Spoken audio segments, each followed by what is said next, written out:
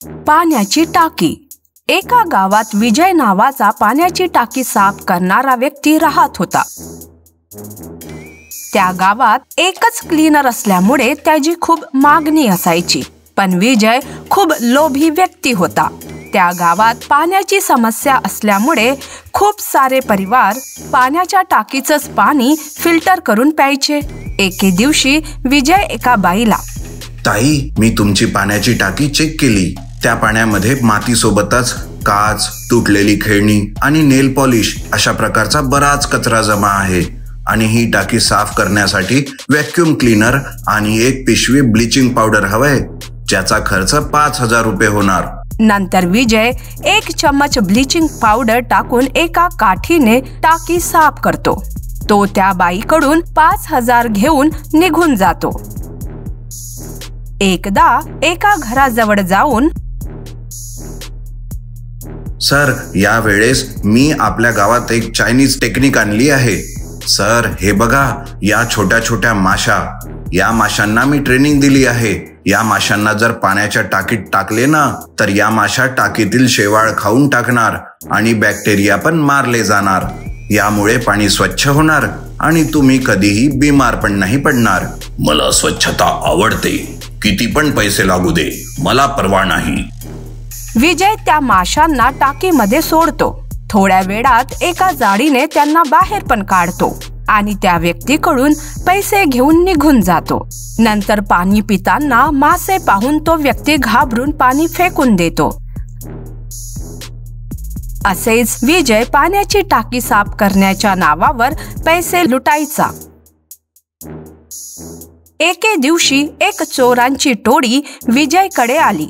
टोळीचा प्रमुख बिज्जू म्हणतो, विजय, या गावात खूप सारे श्रीमंत लोक राहतात. तू जर आम्हाला मदत केली ना, तर आम्ही त्यांना सहज लुटू शकणार. त्या पैशामधले तुला 50% मिळणार. समोर जाऊन तुला हे टाकी साफ करण्याचे काम नाही करावे लागणार. जीवनात तू सेटल होऊन जाशील.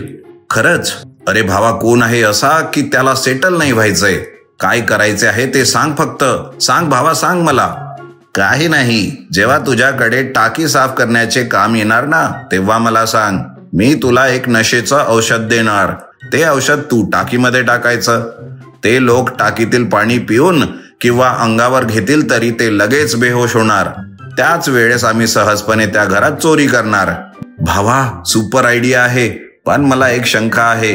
हे काम तुम्ही नक्की पूर्ण करू शकता ना? अरे, आम्ही खूप प्रसिद्ध आहोत ना. पोलिसांची नजर नेहमीच आमच्यावर असते. पहिल्यांदा ट्राय करणाऱ्या व्यक्तीला पकडण्यासाठी पोलिसांना खूप वेळ लागतो. तुला पैशाची गरज नसेल तर बोल, हे काम आम्ही दुसऱ्यांकडून करून घेऊ.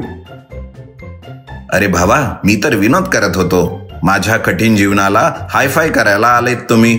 मी एवढा पण मूर्ख नाही. मी पूर्णपणे तयार आहो, असे म्हणाला. दुसऱ्या दिवसापासून विजय जिथे जिथे टाकी साफ करायला जायचा, तिथल्या पाण्याच्या टाकीमध्ये नशेचे औषध टाकायचा. पाणी पिऊन जेव्हा ते लोक बेहोश व्हायचे, तेव्हा बिज्जू आपल्या टोळीसोबत तिथे येऊन त्या घरी चोरी करायचा. बिज्जू त्यामधले 50% विजयला द्यायचा. भावा, उद्या मला गावातील सोन्याचे व्यापारी पंकज कुमारने पाण्याची टाकी साफ करण्यास बोलविले आहे. मी तर असे ऐकले आहे की ते घरीच सगळे दागिने लपवून ठेवतात. त्यांना डबल डोस देऊन बेहोश करू आणि आपण त्यांचे सगळे दागिने लंपास करू. तेव्हा तू आणि मी नेहमीसाठी सेटल होऊन जाऊ, असे म्हणाला. बिज्जूने त्याला नशेच्या औषधीच्या 2 बाटल्या दिल्या. दुसऱ्या दिवशी संध्याकाळी विजयने त्या औषधीला पाण्याच्या टाकीत टाकले. त्या रात्री बिज्जू सोबत विजय पण त्या घरात घुसला. सोन्याचा व्यापारी, त्याची पत्नी आणि मुलगा शशी झोपले होते. ते लोक कपाटातून पैसे आणि दागिने घेऊन जात होते. तेवढ्यात शशी उठला, ज्यामुळे ते लोक थांबले. शशी चालत चालत जात होता. अरे, वाटते की याला झोपेत चालण्याची सवय आहे. थोड्या वेळ सगळे शांत राहा, असे म्हणाला. शशी स्वयंपाकघरात गेला. नंतर कोल्ड्रिंक्स घेऊन तो विजयकडे येऊ लागला. बापरे, हा तर झोपेत सुद्धा आलेल्या पाहुण्यांचे आदरातिथ्य करत आहे. अरे वा, आई वडिलांनी याला चांगले संस्कार दिले आहेत असे म्हणाला.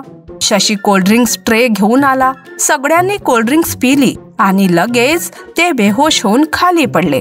तेव्हा शशी लगेच पोलिसांना कॉल करतो. पोलीस येऊन चोरांना घेऊन जातात.